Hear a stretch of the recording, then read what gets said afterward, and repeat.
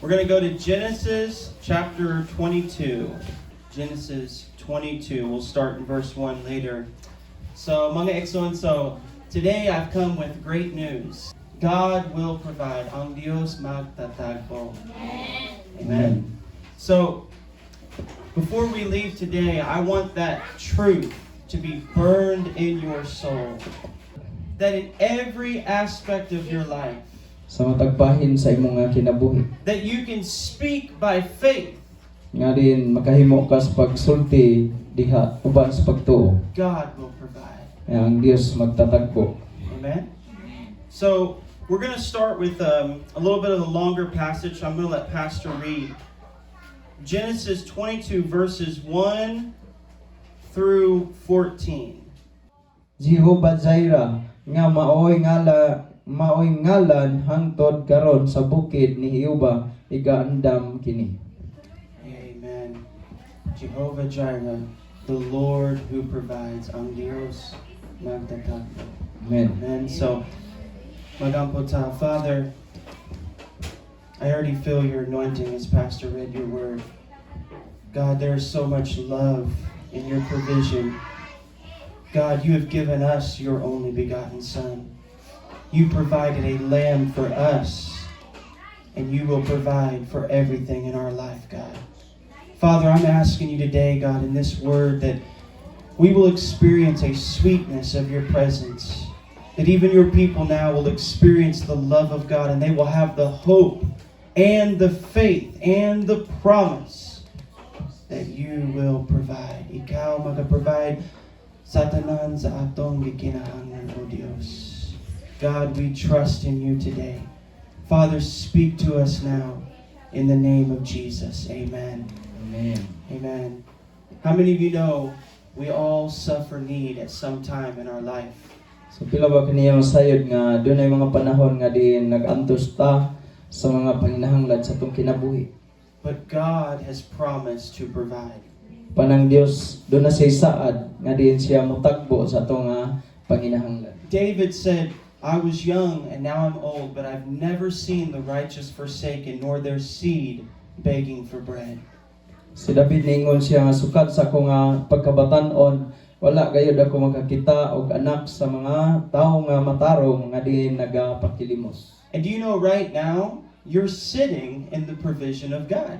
Sayod ba mo nga diin karon nagalingkod mo diha tungod kay ang Ginoo nagatakbo sa inyong panginahanglan? Every good and perfect gift comes from the Father. Kayong matag maayo nga gasa og hingpit nga diin gasa gikan sa Amahan. The clothes that you are wearing, Kanang bisti nga diin imong ginasulob, the air that you are breathing, nga diin ang hangin nga diin imong giginhawa o ginahanggam, the food for your stomach, og diin mga pagkaon nga gikinahanglan sa imong tiyan, your marriage, your children, o sa imong kaminyoon o sa imong mga anak, and your salvation. og uban ni ana ang atong kaluwasan. You are sitting in the provision of God. So kita nagalingkod tungod kay dunay Dios nga diin nagahatag sa atong mga panginahanglan. Even though there are still many needs, Bisan pa man ni ana nga dunay daghan pang mga panginahanglan. but right now you can see the blessing of God. Apan karon ato nga makita ang panalangin sa Ginoo.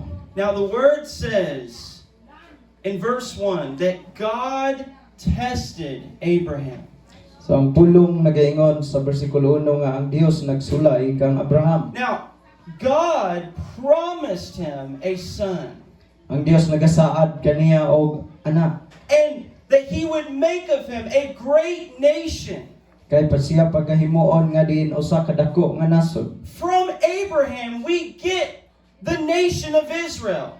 Gikan ni Abraham mao nga adunay kining nasod sa Israel. From Abraham we get the Messiah, Jesus Christ. O gikan sa laray ni Abraham mao na nga adunay Mesiyas nga mao si Ginoong Jesucristo. It all starts with Abraham.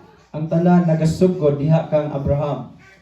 And remember, years went by and Abraham still did not receive the promise. So atong hinumduman nga din miabot ang mga katuigan nga diin si Abraham wala paghihapon makadawat sa mao nga saad. And he said to the Lord, "What will you give me, seeing I have no child?" Diin ingon siya nga unsa may mga kining imong gihatag kanako nga diin hangtod karon wala pa man gihapon ang bata. And the Lord said, "I am your exceedingly great reward." Og niingon ang Ginoo nga diin ako ang imuha nga magpabalos. Now, years have gone by, and Abraham has the promise of God. Og niabot ang mga katuigan nga diin na batunan ni Abraham ang maong mga saad, ang maong saad, Son Isaac. ang iyang anak nga si Isaac. Now, the word says God tested Abraham. Ang pulong nagaingon nga diin ang Dios nagsulay kang Abraham. He said, "Go to Mount Moriah and offer him as a burnt offering to the Lord." Ingon ang Dios ngadto kang Abraham, lakaw ngadto sa bukid sa Moriah og diin ihalad nimo ang imong anak ingon nga usa ka ingon nga sinunog nga halad. Now, it says in verse 12, so the angel speaks and says, "Do not lay your hand on the child. Don't do anything to him. For now I know that you fear God, since you have not withheld your son, your only son, from me." Sa bersikulo 12 ningon dito nga ayaw pagbakyawa ang imong kamot o ayaw pagbuhat bisan unsa nga kining di maayo sa imong nga anak kaya ko nahibalo nga din ikaw nagakahadlok gayon ngadto sa Dios. God was testing his faith, Ang Dios nagasulay lamang sa pagtuo ni Abraham. his obedience. Kay siya usaman ka masinugtanon. He had the promise of God, Siya nakaangkon sa saad sa Dios. his only son, Ang iyahang buktong anak. the son of promise. Mao kadto siya ang anak sa saad. And the very thing that is most precious to Abraham, O kini mao ang pinakabililhon ngayon nga butang alang kang Abraham. God says, "I want you to place it on the altar." Ang Dios nagaingon nga gusto nako nga imo siyang ihalad dito sa halaran. Now, look at the faith of Abraham. Natong tan-awon ang pagtuo ni Abraham. In verse 5, Abraham said to the young men, "Stay here with the donkey and the child. I will go and worship, and we will come back to you." Sa bersikulo 5 nagingon si Abraham sa mga sulugoon nga diin pabilin kamo dinhi kay muadto kami dito unya kay magsimba kami unya mubalik ra kami Now, dinhi. look at his faith. Natanawa ang iyang pagtuo. He leaves with Isaac. Adiin siya anaa gayod si diha kang Isaac ihang gidala si Isaac. And God said, "Offer him as a burnt offering." Inya ang Dios niingon nga diin ihalad nimo sa ingon mo sa kahalad nga sinunog. But Abraham tells the young men, "We will come back." Apan si Abraham misulti sa duha ka batan-on nga sulugoon nga mamalik rami dinhi. He had faith in his heart. Aduna siya kining pagtuo sulod siya nga kasing-kasing. Now, Isaac sees the fire and the wood, but he says, "Amahan ko, where is the burnt offering?" Nagkaron nakakita si Isaac sa mga sugnot o sa naikalayo pero ni ana si Isaac niya asa man ang atong igahalad ani. Again, we see Abraham's faith. Og sa kaduhang gayon ato nga makita ang pagtuo ni Abraham. Verse 8. Kinsa mo basa? Verse 8. Ug mitubag si Abraham ang Dios sa iyang kaugalingon magakagana sa nating parmiro nga igahalad nga sinunog. Anak ko, ug busa nagapadayon sila sa paglakaw nga nagpuyo. Amen. Amen. So Isaac said, "Where's the offering?" So si Isaac ngayon asa man ang atong ighalala ani ron. Abraham said, "God will provide a Og lamb." si Abraham mitubag ang Dios magatagana og karnero para ihalad. And Abraham went all the way. He bound his son on that altar, but he had faith that God would provide. Og sa diha nga diin si Abraham iyan ang gigapos ang iyang anak og ipahiluna sa halaran apan ang Dios nagatagbo sa iyang ilang panginahanglan. I don't understand this. Wala ko makatugad yun niini. God, this is your promise. Kining mao kini ang imo nga saad o Dios. But in faith, I know you will provide. Pansa tungod sa akong nga pagtuo, ako nagatuo nga din ikaw magatagbo gayon sa gikinahanglan. And then verse 13, Abraham sees a ram or a lamb in the thorns. Sa versikulo 13, si Abraham nakakita sa karnero nga diin na gapos sa sampinit. And verse 14, he called the name of the place, the Lord will provide, or Jehovah Jireh. Ug sa bersikulo 14, ang dapit ginganlan ni Abraham ang mga dapit og Jehovah Jireh ang Dios magtatagpo. Look at the promise of God. Nga tan-aw nato og tan-awa ang saad sa Ginoo. When Abraham surrenders all to the Lord. Sa diha nga si Abraham iya gayon nga gisurrender ang tanan ngadto sa Ginoo. Now, si Abraham, ang amahan sa pagtuo, according to Romans. Amen. Amen? So, mao kini ang sa pagtuo ni Abraham. But now we see the promise in verse 17. Maingon ang Dios, blessing, I will bless you, multiplying, I will multiply your descendants as the stars of the heaven, as the sand that's on the seashore, and your descendants will possess the gate of the enemies. Verse 18, in your seed all the nations of the earth will be blessed, because tungod kay you have obeyed my voice. Now think about this.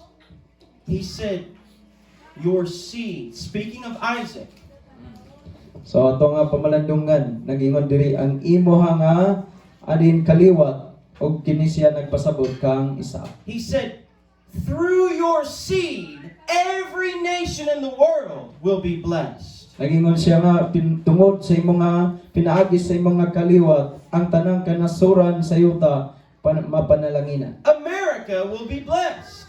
O ang Amerika usab nga din sila The mapanlanginan. Philippines will be blessed. O usab ang Pilipinas. Every nation. Matag nasod. Why? Ngano man ni?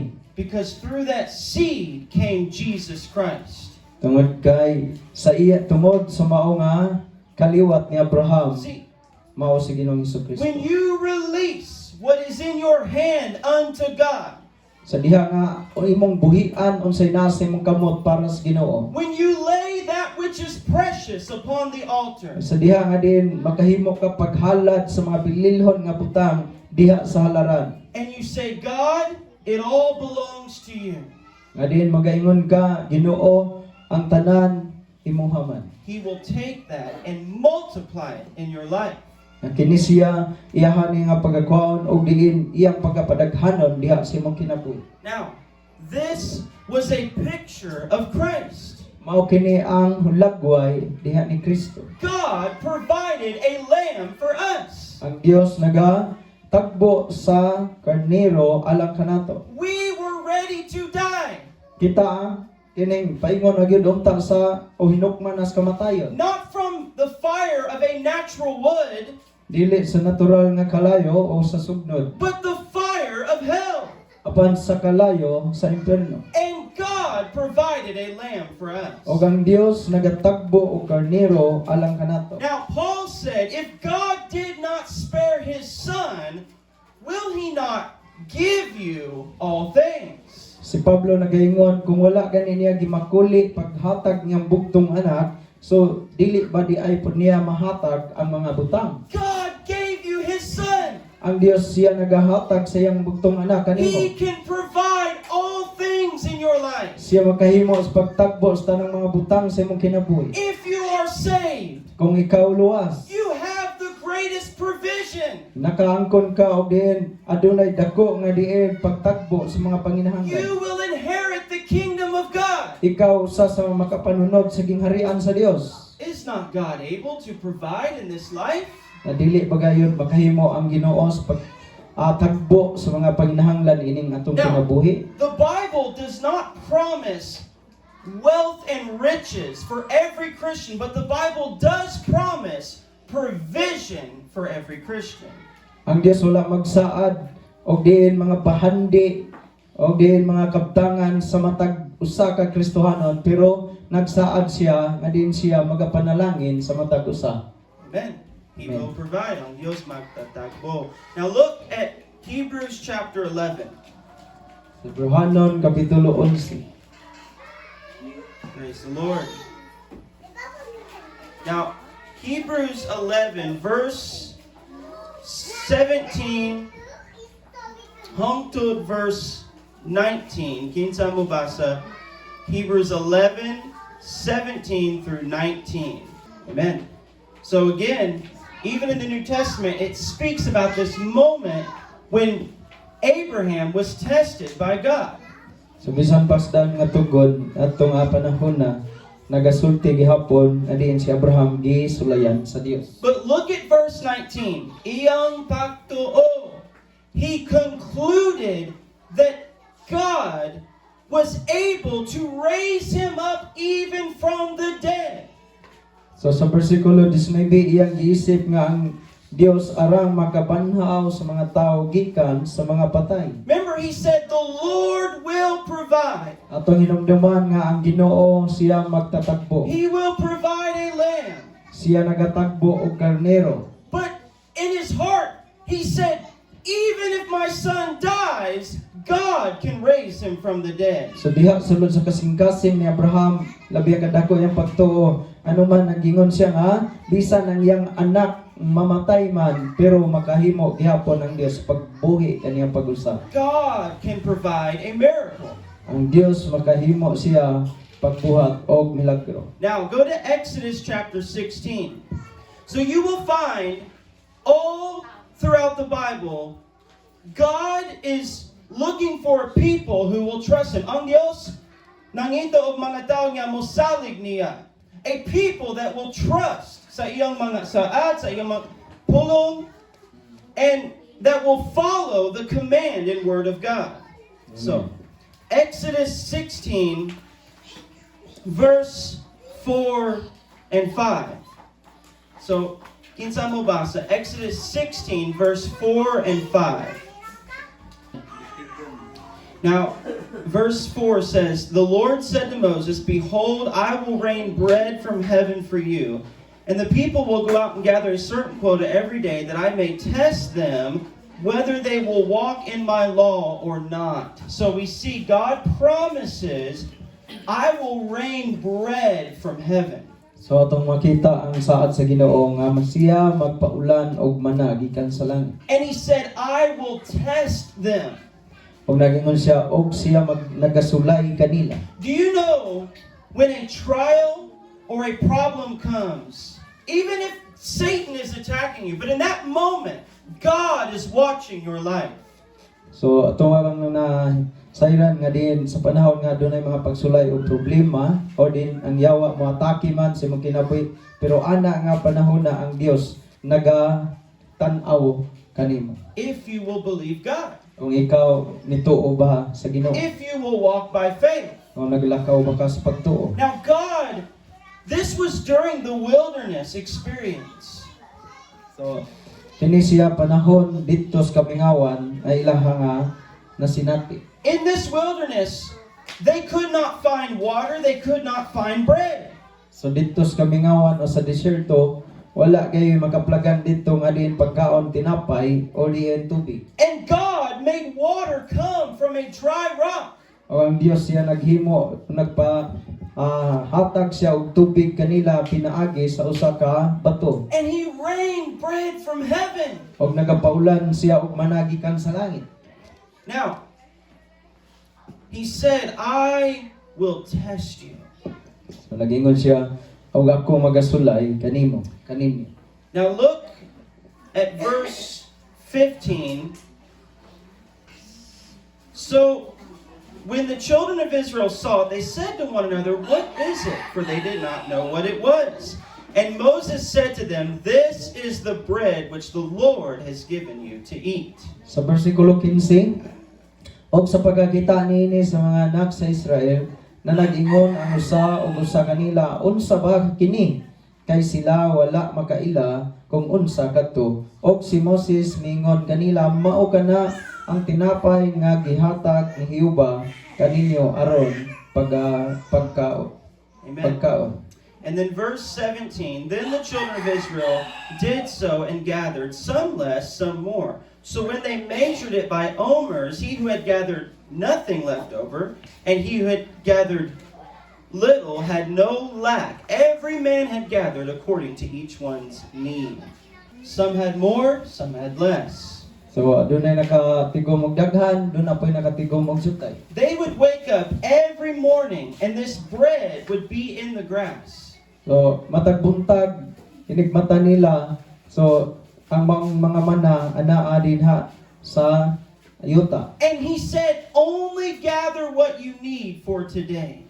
So nagingon ang Dios nga ang inyo lang gyud nga diin tigomon kana ragyang iyong gikinahanglan alang niining adlaw karon. And it said the one who gathered little had much left over. The one who gathered much had none left over. But every person gathered according to their need.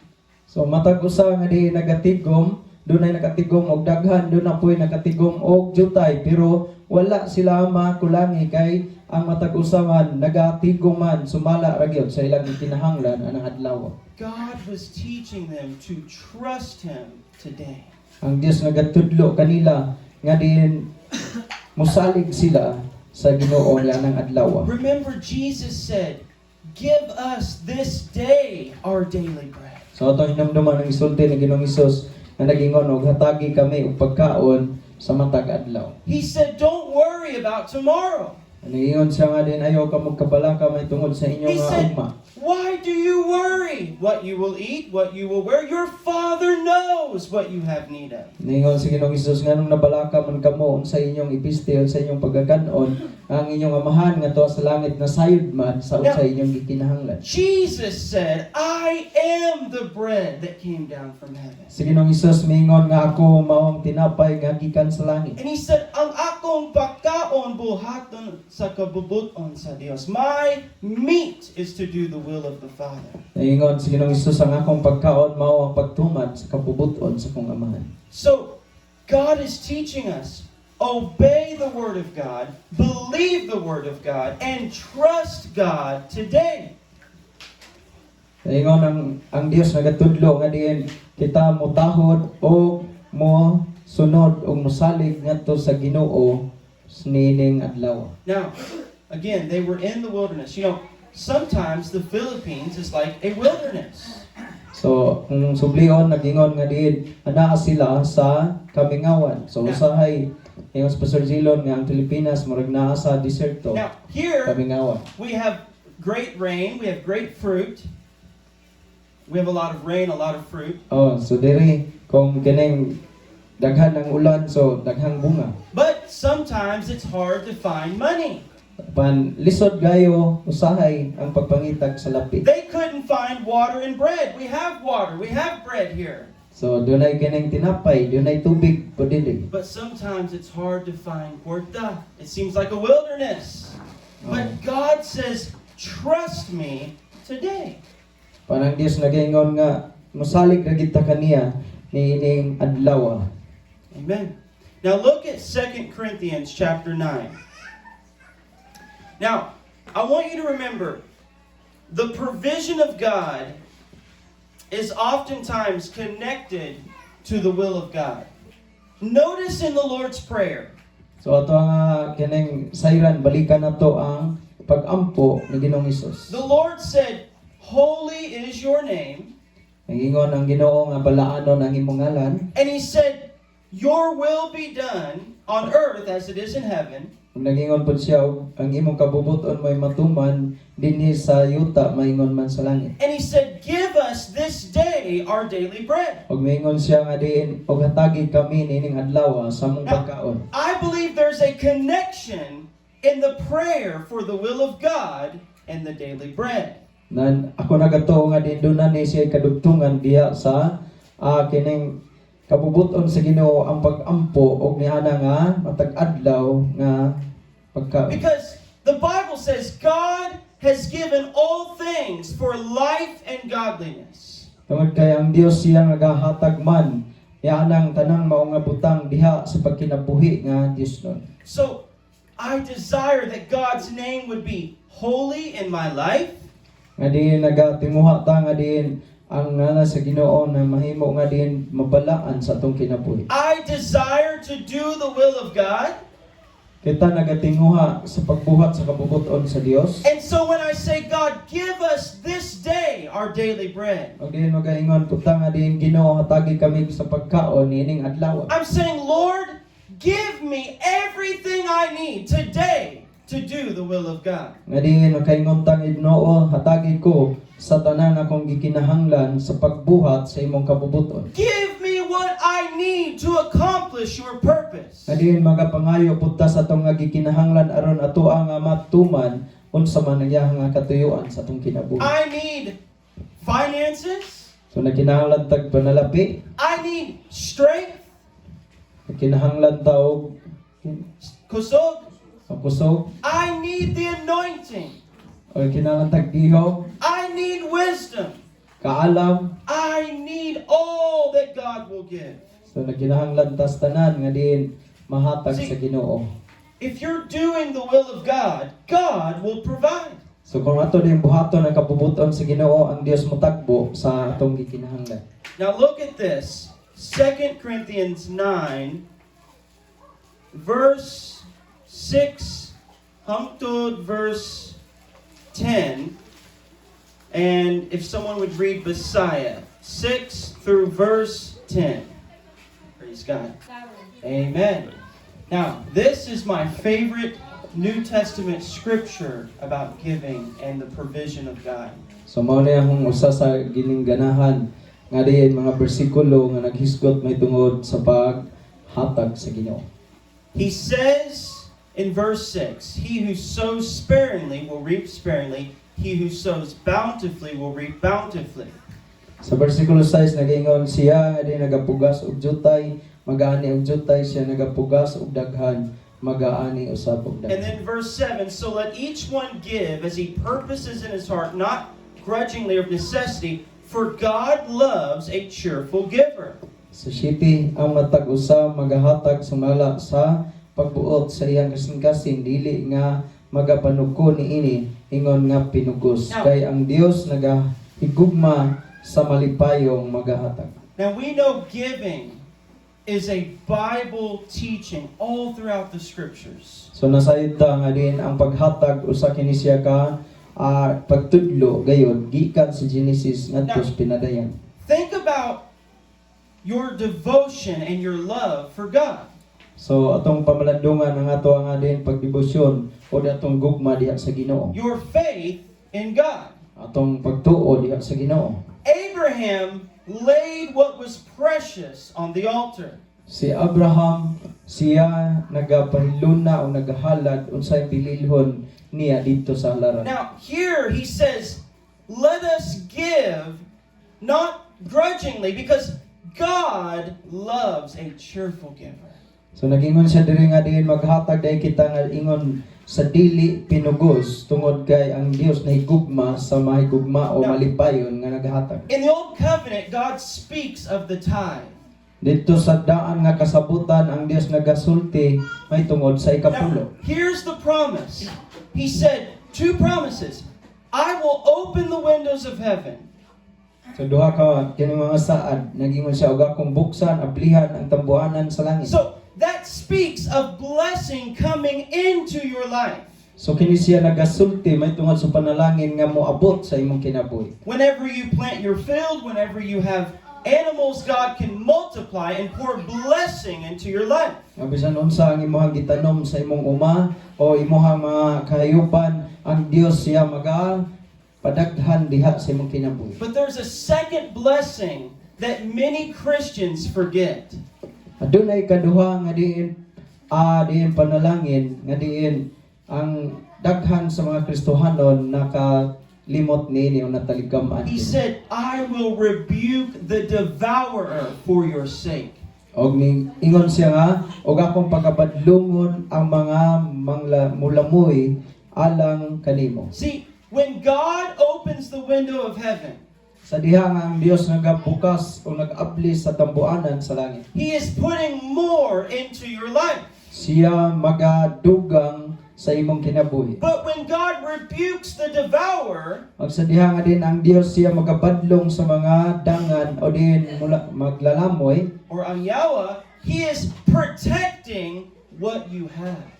So iyaha nga din panalipdan unsay anaa kanimo. See, the provision of God is not only that God would give more, but that God would protect what you already have. So ang pagtatagbo diay sa Ginoo sa atong gikinahanglan dili lamang diay ng pagdugang sa mga panalangin nga niya nato apan usa niya na kanang pagpanalipod po diay nato. Sa imong balay, sa imong motorcycle. Amen. Because look, in the wilderness, God rained bread from heaven. Kay dito sa kamingawan ang Dios nagapaulan og mana o tinapay. Do you know the Bible says for 40 years their shoes did not wear out. Their clothes did not wear out. Even what they had, God protected it. So ato nga nahibalaan nga diin dito sa panahon sa ilang panaw sulod sa 40 ka tuig ang ilang mga chinilas ilahang mga sapot wala gyud mga unsa wala mga daot. See, God protected what they had. Ang Dios naga panalipod Now, in sa verse unsay naa nila. 8, he said, God is able to make all grace abound toward you, that you always having all sufficiency in all things may have an abundance for every good work. Sa bersikulo 8 ug ang Dios makahimo sa pagtagana kaninyo sa tanang panalangin sa madagayaon gayud aron kamo magabaton kanunay ug igo sa tanang butang ug magatagana nga madagayaon alang sa tanang maayong buhat. Alang sa tanang maayong buhat. See? Tao kani ang kabubuton sa Dios. See, when you do the will of God, pagbuhat sa maayo, God said you will have an abundance for every good work. Sa diha ding mobuhata diha sa kabubuton sa Ginoo ang Dios usab magatagbo sa madagayaon sa bisan unsang mga buhat nato. The need is different for every person. Ang mga panginahanglan kini adunay nagkalahi-lahi nga panginahanglan sa matag usa ka tawo. The need might be small for you or for others. It might be great. It's not about the need. It's about doing the will of God. So siguro adunay kining mga panginahanglan nga gamay ra para nimo pero sa uban dako pero kini sa naghisgot may tungod sa pagbuhat sa pagbubuton sa Now Dios. look at verse 10. Now may he who supplies seed to the sower and bread for food supply and multiply the seed that you have been sown and increase the fruit of your righteousness. Versikulo 10, ang Dios nga mao ang nagahatag sa binhi ngadto sa magpupugas o sa tinapay nga kanunon magahatag kaninyo binhi o magapadaghan niini o magapatubo sa mga bunga sa inyong pagkamataraw. So when you're generous, when you give with faith and joy, it said God will provide seed for the sower. Kung kita di ay diin natay pagtuog diin adunay kalipay sa dihang nagbuhat ta niini ang Dios po di ay tagbo o magapadaghan sa imuhang mga gihimo. He said, if you're planting seed in the house of God, I will provide more seed for the sower. So nagingon siya nga kung ikaw magatanom og diin binhi diha sa panimalay sa Dios, so siya usab magatagbo og dugang pa nga diin mga binhi ngadto sa mga magpupugas. So when we give our tithe, we're saying, God, I trust in you. When we give our love offering, we're saying, God, I trust you. So diha nga diin magauli kita sa atong ikaw napulo o diin sa mga gugmahanon halad magaingon kita Ginoo ako misalig kanimo. Now let's go to Philippians chapter 4. Now, I have found that in the Philippines, most believers are cheerful givers, at least to my knowledge. So ako nga nakaplagan o base sa ako nga diin pag observer diri sa Pilipinas akong nakita nga diin daghan ang mga malipayon nga nagahatag. But I know there is a lie that Satan will speak to the people of God. Apan ako nakahibalo nga din adunay kining paglimbong pagbaka kay si Satanas mauman ang mga himo niini ngadto sa mga There katawo. are some people that think, oh, the preachers, they just want your money. O din adunay yung kining mga tao nga din maingon, oh ang magwawali gusto gyud kayo sa imong kwarta. Now, there are some that the Bible warns are covetousness. O din adunay kining pipila nga din ang Biblia pasidaan mahitungod niini. But a true pastor walks by faith, and we receive the blessing, and the people of God give cheerfully to the work of the ministry. Banang tinuod nga din pastor siya din hulat nga din ang mga panalangin sa Ginoo magaabot ngadto sa mga taong malipayon nga nagahatag. Look at Philippians 4:16. So, this is the Apostle Paul. For even in Thessalonica, you sent aid once and again for my necessities. Verse 17. Not that I seek the gift, but I seek the fruit that abounds to your account. Sa bersikulo 16 kay bisan gani sa didto ako sa Tesalonika gipadad-an maninyo ako hinabang dili lamang sa makausara kundi sa makaduha. Dili nga ginatinguha ko ang inyong mga hatag, kundi nga ginatinguha ko hinuon ang tubo niini o bunga nga magauswag unta alang sa inyong kadagaya. Now, Paul said, you sent for my need time and again. Si Pablo nagingon og sa makadaghan ninyo akong gipadad-an og panabang. And he was rejoicing in their generosity. Og din sila nagakalipay tungod sa ilang pagkamanggihatagon. And he said, not that I seek the gift. Ingon si Pablo, dili nga akong gitinguha ang inyong mga gasa o hatag. I'm not after your money. But he said, but the fruit that abounds to your account. Si Pablo nagingon nga, dili ang inyong mga hatag o gasa may ako nga gitinguha, kundi ang bunga niini nga diin maga-uswag alang sa inyong kadagaya. Do you know, most of the people in America will never meet you all that have blessed our ministry. So, kay palubang mo nga din, daghan sa mga katawan sa Amerika nga din wala gayon niining bahina nga din sila mo panalangin sa buluhaton. The ones that have helped us to build the church, most of them will never be able to come and see the work of the ministry. O usa sa di nagahatag og nagatabang sa alang sa kining sa simbahan nato. So kani siya dili gini wala na ko ni makaplagi nga iyang gihimo dito sa But I gawas. believe one day in heaven they will see the fruit that abounds to their account. Apan usa niya nagkadlaw nga diin unya nga aktong makita ang bunga sa iyang paghimo.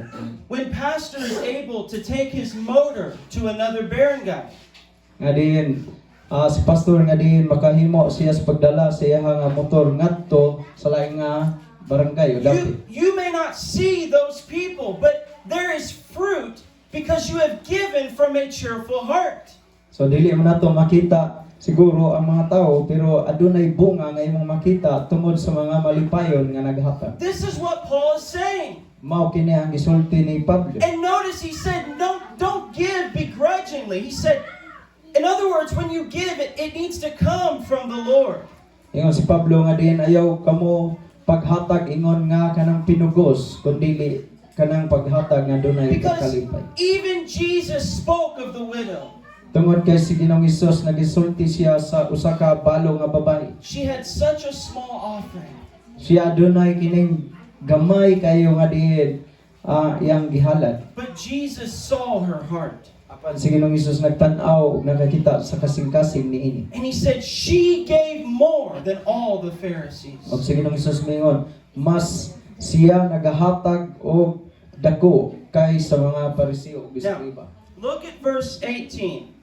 Indeed, I have all and abound. I am full, having received from Epaphroditus the things sent from you, a sweet-smelling aroma, an acceptable sacrifice, well-pleasing to God.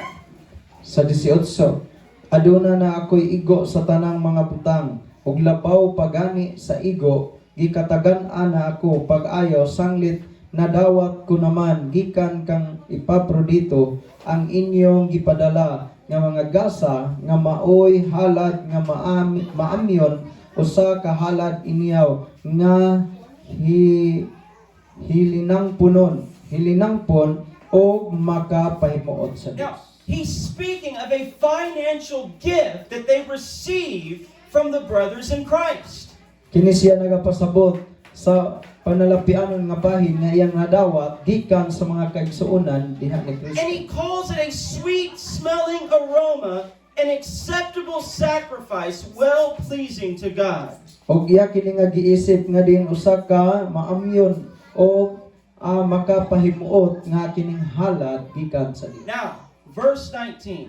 Sa matag tawo, nahibalo, most people know this verse.